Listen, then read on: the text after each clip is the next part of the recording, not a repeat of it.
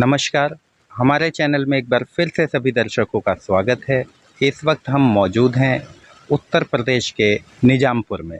हमारे बीच में एक ऐसी शख्सियत मौजूद हैं, आज हम आपको उनसे रूबरू कराने वाले हैं। डॉक्टर अमृत भड़ाना, जिन्होंने सरल शब्दों में रामायण को आपके सामने पेश किया है। हम आपको दिखाएंगे वे तमाम किताबें जो कि एक गंभीर परिस्थिति आने के कारण डॉक्टर साहब जेल में भी इन्होंने अपना वक्त बिताया और उस दौरान जीवन का संघर्ष लगातार बरकरार रखते हुए इन्होंने जेल में ही एक रामायण सरल शब्दों में आप लोगों के लिए पेश की है। सीधा हम जुड़ेंगे डॉक्टर साहब से और आपको रूबरू कराएंगे किन किन चुनौतियों का इन्हें सामना करना पड़ा और आज किस मुकाम को इन्होंने हासिल किया है। आइए हम सीधा मिलवाएंगे आपको डॉक्टर अमृत भड़ाना से। तो हमारे चैनल में आपका बहुत बहुत स्वागत है। हमारे दर्शक जानना चाहेंगे, जैसा कि आपने रामायण को सरल शब्दों में दर्शकों के लिए पेश किया है और किन किन चुनौतियों का आपको सामना करना पड़ा, जैसा कि काफ़ी वक्त आपने जेल में भी बिताया और हार नहीं मानी, तो क्या कुछ कहना चाहेंगे दर्शकों को? तो सबसे पहले तो मैं आपके चैनल को तहे दिल यही कहूँगा कि आपका चैनल अच्छा चलता रहे, बढ़िया चले और सभी दर्शक भाइयों को मेरे हाथ जोड़ करके राम राम है। मैंने भाई साहब एक गंभीर परिस्थिति में मैं किसी वाद के कारण जेल चला गया। जेल के अंदर मुझे मानसिक तनाव काफ़ी हुआ। मानसिक तनाव होने के कारण मुझे अपने एक गुरु थे हमारे गांव जावली लोनी में गाजियाबाद के अंदर, उनकी बातें याद आई। मैं रागनी कलाकार रहा हूँ, पहले से ही रागनी कलाकार रहा हूँ बच्चेपन से। तो उनकी यही बात थी कि अगर कोई भी कैडी कठोर विपत्ति आए तो भगवान राम का नाम लिया जाए तो सारी विपत्ति हट जाएंगी। मैंने श्री भगवान राम का नाम उच्चारण किया और मुझे सपने में ही नज़र आया कि श्री भगवान राम पे कोई जो शब्द लिखे जाए। आज तक हमारे जो देहाती कवि हुए हैं, जितने भी कवि हुए हैं, दादा लक्ष्मीचंद, दादा राम रतन, रघुनाथ जी, नत्थू जी, जयकरण जी, गुरु शरणदास जी, पीरू जी, जितने भी कवि महोदय हुए हैं, किसी ने भी रामायण पे कोई भी रागनी, देहाती रागनी नहीं लिखी जी।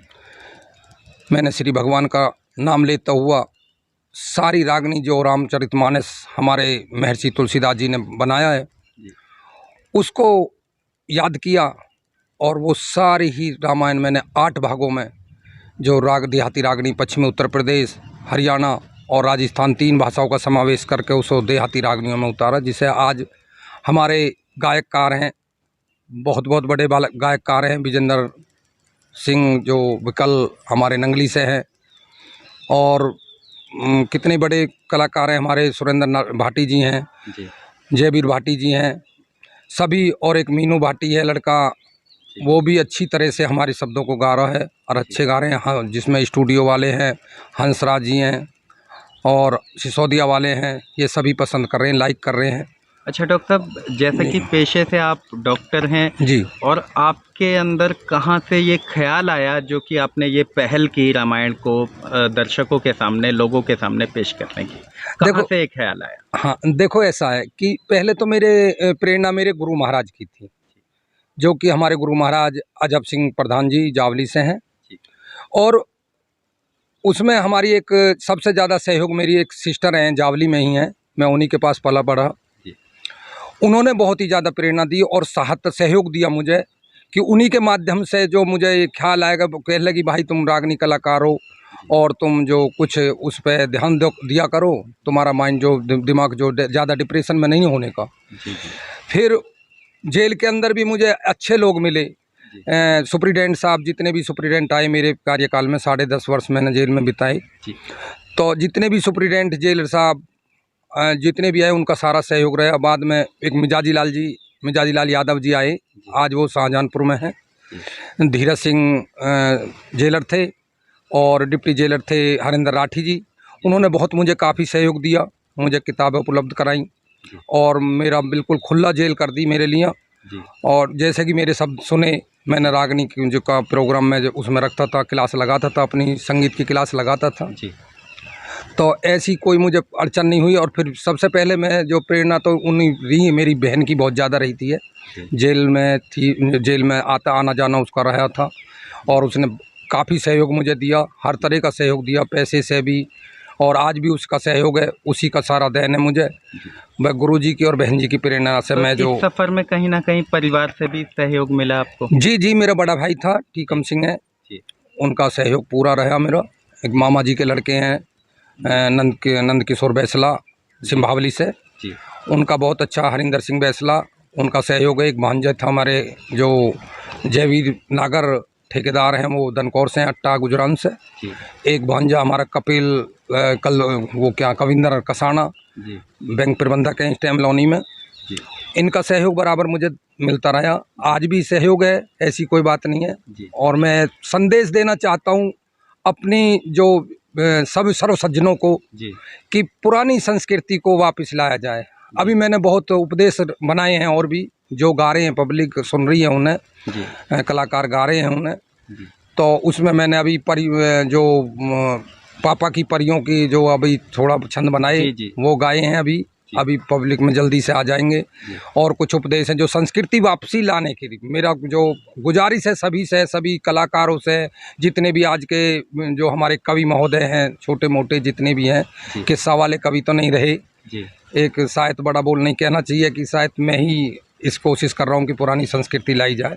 आपने रामायण जेल के अंदर ही लिखी, जी हाँ। तो वो अनुभव दर्शकों को आप बताएं कि जो लोग बिल्कुल मायूस हो जाते हैं जेल जी जैसी जगह में जाकर, जी और आपने इतनी बड़ी सफलता वहाँ रहते हुए हासिल की, तो उन्हें आप क्या संदेश देंगे जो लोग मायूस हो जाते हैं ऐसी जगह? देखो, बहुत अच्छी बात आपकी।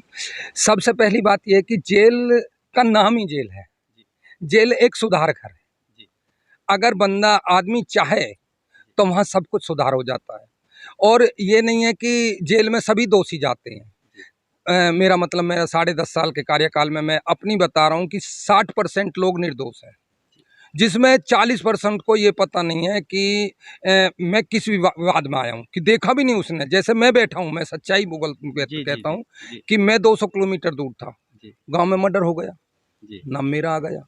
उसमें कोई मेरा पीछे बैक में ऐसा नहीं रहा कि जो मेरे लोकेशन दे सकता। जी एंटी पार्टी थोड़ी मजबूत थी, उन्होंने मेरे खिलाफ कर दिया, तो मुझ पे केस बन गया। जी अगर चाहे आदमी जेल में कुछ नहीं, जेल में बहुत बहुत जितने लोह पुरुष हुए हैं सब जेल काटे हुए हैं। जी जी जी और मैंने उन्हीं की प्रेरणा से उनको देखता हुआ कि जेल में तो सब कुछ की सुविधा है, और जितने भी अधिकारीगण हैं बहुत ही अच्छे अधिकारीगण हैं, सब हमारे सुधार की बात करते हैं, सुधार के लिए सारा कुछ खुला हुआ, उसमें कोई कुछ भी कर सकता है।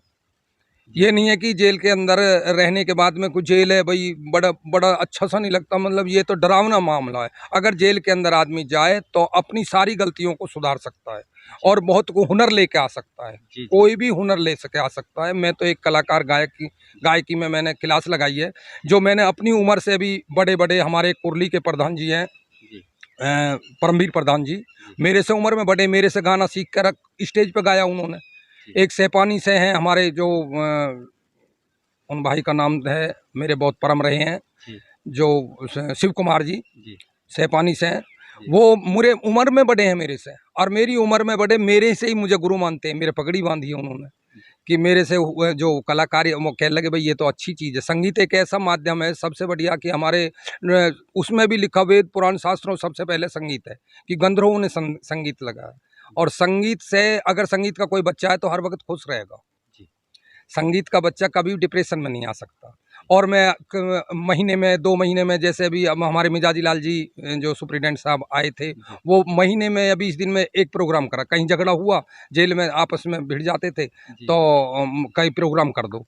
मैं ऐसा प्रोग्राम कर देता कि कम से कम महीने 20 दिन को जेल बड़ी खुश रहती थी, कि उसमें अच्छे अच्छे गाने, अच्छी अच्छी रागनी, अच्छे अच्छे शब्द जो स्टेज पे लगवा देख रहे थे वो स्टेज। ऐसी कोई बात नहीं थी। जेल से आने के बाद लगभग कितने प्रोग्राम आपने बाहर किए और दर्शकों के दिल को जीता आपने? कितने लगभग रागनी के प्रोग्राम जी हाँ, कम से कम मैंने, अब जेल में आते नहीं दूसरे दिन ही प्रोग्राम में, जो 15 तारीख में मैं आया और 16 तारीख में मैंने प्रोग्राम किया डगरपुर कंपटीशन में।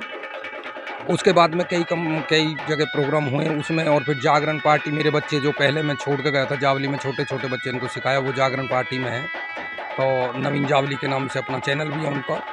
और जो कृष्ण कसाना और भी बहुत हैं ऐसे जो उनके साथ मुझे बुलाते हैं, मुझसे भजन लेते हैं, भजन बुलाते हैं। एक राज लोहिया हैं हमारे, वो आज मेरी रिकॉर्डिंग कर रहे हैं, मेरे रागनी ले रहे हैं बहुत ज़्यादा। और जयवीर भाटी जी हैं, सुरेंद्र भाटी जी हैं, ये सभी जो जितने प्रोग्राम के जो हम सब मुझसे तो हैं छोटे ही, मैं तो इनसे सीनियर हूँ। प्रोग्राम में जहाँ भी जाता हूँ, अभी पलवल में प्रोग्राम में गया था, वो बुला के ले गए मुझे, अच्छा सम्मान करते हैं, सम्मान दिलाते हैं मुझे। और उच्च जितने भी उच्च आदमी हैं, मौजूदा आदमी हैं, गांव देहात के पुराने आदमी हैं, जो कि बहुत ही अच्छे रागनियों के शौकीन हैं, वो बुलाते हैं, सुनते हैं, वैसे भी प्रोग्राम करवाते हैं। कोई आपकी ऐसी मनपसंद रागनी जिसके 2 शब्द आप कैमरे के सामने बोल सकें? मनपसंद तो मेरी सभी हैं, जितनी मैंने बनाई हैं, जी। जितनी भी रागनी हैं मैंने सब मनपसंद ही बनाई हैं। कोई पर 2 शब्द आप एक बार बोल दें अपने? जी हाँ, बोलो, कौन सी बोलूँ, कौन से किस्से की जो बोलूँ, जो आखिर आप जितने मैंने कहना बनाए। चाहें, दर्शक जिन्हें खूब पसंद करते हैं, जी, जी। रामायण से जुड़ी कोई? चलो रामायण से जुड़ी, तो मैं रामायण से जुड़ी एक रागनी अयोध्या कांड की सुनाऊंगा। जी। और अयोध्या कांड की उस वक्त की रागनी सुनाऊंगा जिस समय राम, लक्ष्मण और सीता जी तीनों वनवास चले जाते हैं। तो उधर भरत और उसका भाई शत्रुघ्न, जी। वो अपनी नंसाल में थे। जी। तो उनके मंत्री थे सुमंत, उनके द्वारा उनको बुलाया गया। जिस टाइम वो अयोध्या में प्रवेश हुए, तो अयोध्या में आने के बाद में उनको पता लगा कि भाई तुम्हारा सारी अयोध्या में जो शोक फैला हुआ था, दशरथ जी खत्म हो चुके थे, तो उन्होंने देखा कि तुम्हारी माँ ही एक ऐसी है जो कि ये खुश है। तो उन्हें पता लगा कि तुम्हारी माँ के कारण, कैकेयी के कारण जो भाई हमारा वनवास गया, तो उसने उस समय अपनी माता जी से ताने उलाने दिए कि माता ने बहुत गलत किया है, कि ये तुझे करना नहीं चाहिए।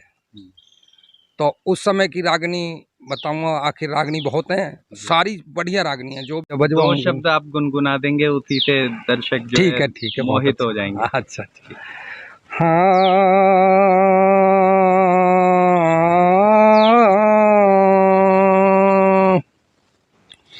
मेरा माता जी तले जुलम करे,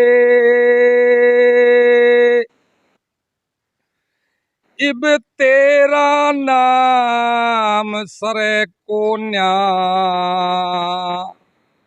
भाई को वनवास करा के तने अच्छे काम करे को न्यारी, भाई को वनवास करा के तने अच्छे काम करे को न्या।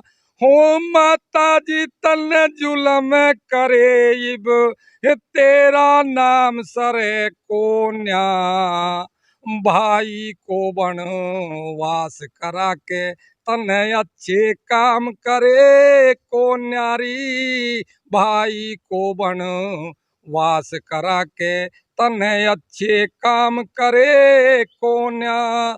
हे तीनों प्राणी भेज दिए वो, के झगड़े झोवंगे, बियाबान मेरी भूखे प्यासे, कहाँ से भोजन टोवंगे, बियाबान में भूखे प्यासे, कहाँ से भोजन टोवंगे।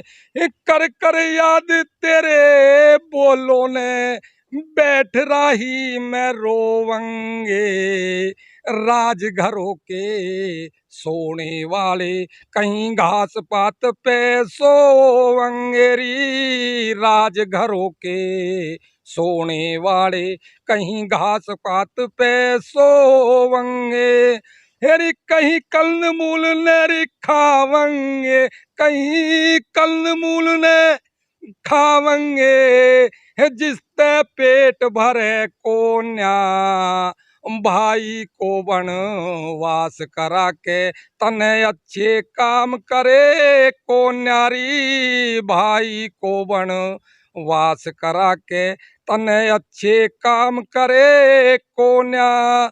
हेरी राज मेरे को क्यों मांगा तने, कोन्या बात बिचारी, क्यों ऐसा कदम उठाया मात तेरी, कौन सी थी लाचारी, क्यों ऐसा कदम उठाया मात तेरी, कौन सी थी लाचारी।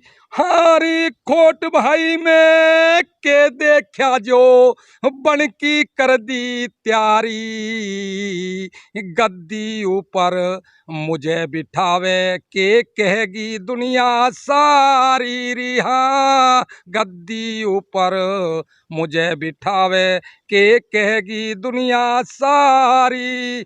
हारी जिंदगी ख्वारी कर दी म्हारी, जिंदगी ख्वारी कर दी म्हारी, तेरे होंगे चमन हरे कोन्या, भाई को बन वास करा के तने अच्छे काम करे को न्यारी, भाई को बन वास करा के तने अच्छे काम करे को न्या। ये मेरी लड़की है बड़ी जी एक ही लड़की है जी ज्योति भड़ाना जी। और इस टाइम ये इंटर में इसे एडमिशन कराया यहीं पे। बहुत बढ़िया। और ये लड़का है बड़ा लड़का है प्रशांत भड़ाना जी ये हाई स्कूल में है जी और ये वंश भड़ाना ये 9th में है जी।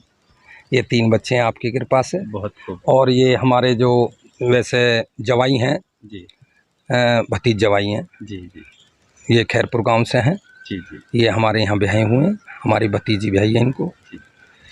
इनका बहुत अच्छा सहयोग रहा जब से जेल से बाहर आए हैं इन्हीं का सहयोग मुझे काफ़ी ज़्यादा रहा है। जी।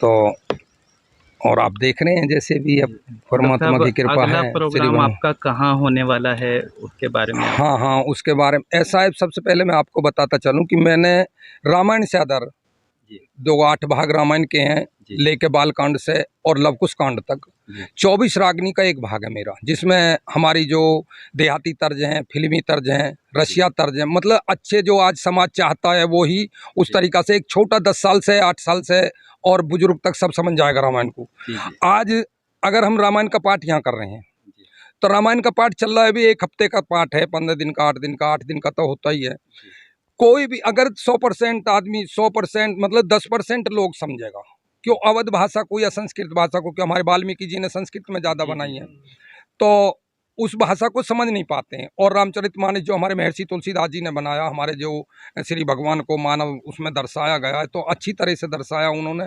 और जितना भी कुछ होना चाहिए एक गृहस्थ में रह के गृहस्थ जीवन है अपने जो भाई का प्यार माँ की माँ बापों की सेवा सब कुछ इस श्री भगवान राम में जो हमारे महर्षि तुलसीदास जी ने दिया 8 भागों में जी तो वो अवध भाषा में है। जी तो दर्शक जो हमारे देखते हैं श्रोता सुनते हैं सब कुछ जी पर वो समझ में नहीं आता है। जी। कहीं ना सबसे कहीं नई जनरेशन को जी देखते हुए जी हाँ लेटेस्ट वर्जन कह सकते हैं हाँ उसे।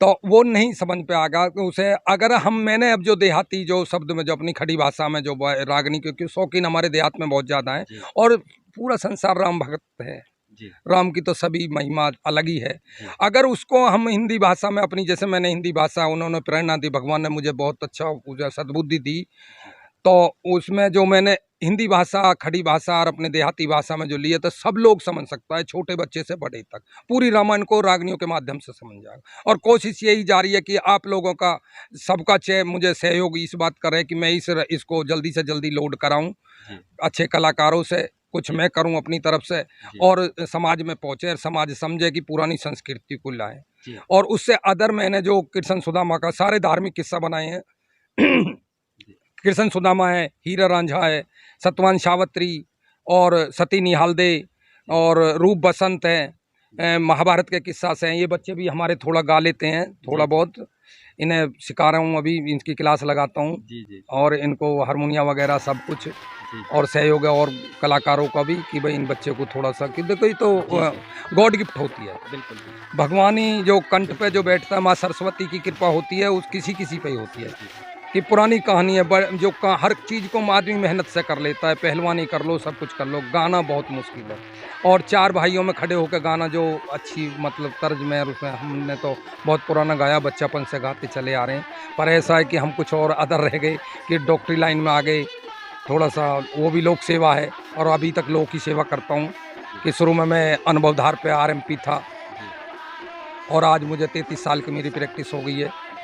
तो आज भी मैं कोशिश यही करता हूँ जितनी भी लोक सेवा मुझसे हो सके उतनी लोक सेवा मैं करूँगा। मुझे किसी पैसे का लालच नहीं, ना कभी किया ना करूँ।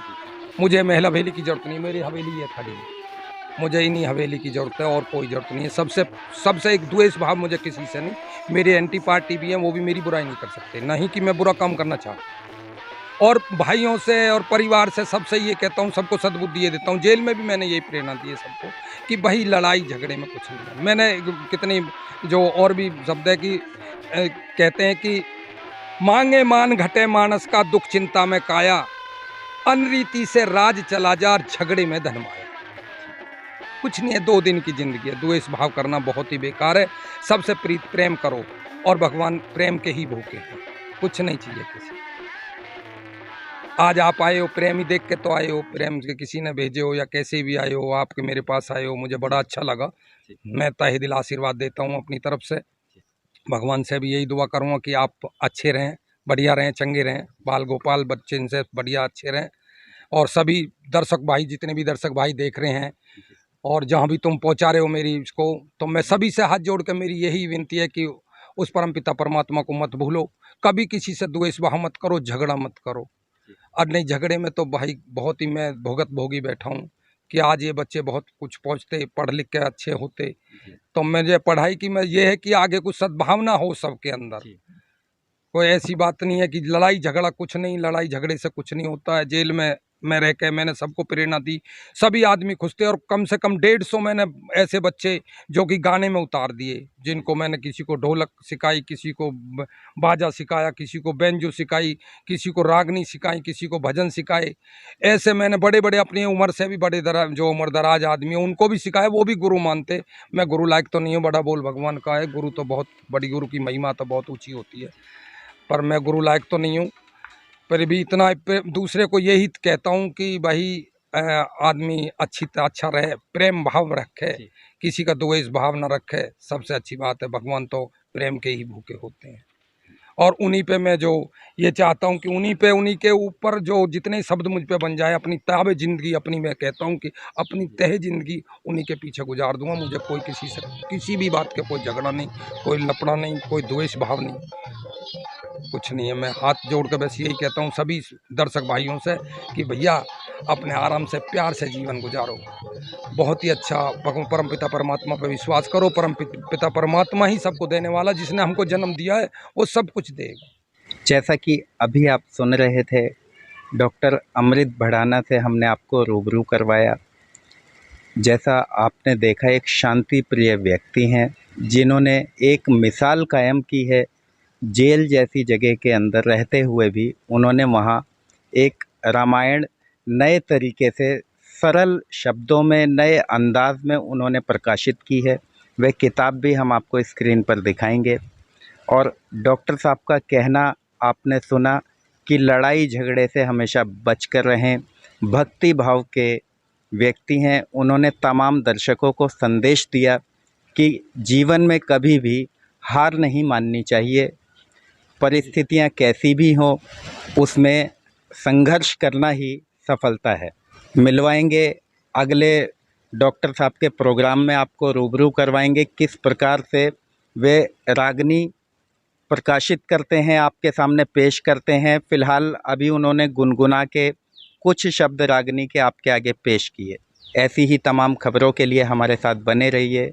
अपने सहयोगी इंद्रजीत के साथ मैं आकाश मौर्य।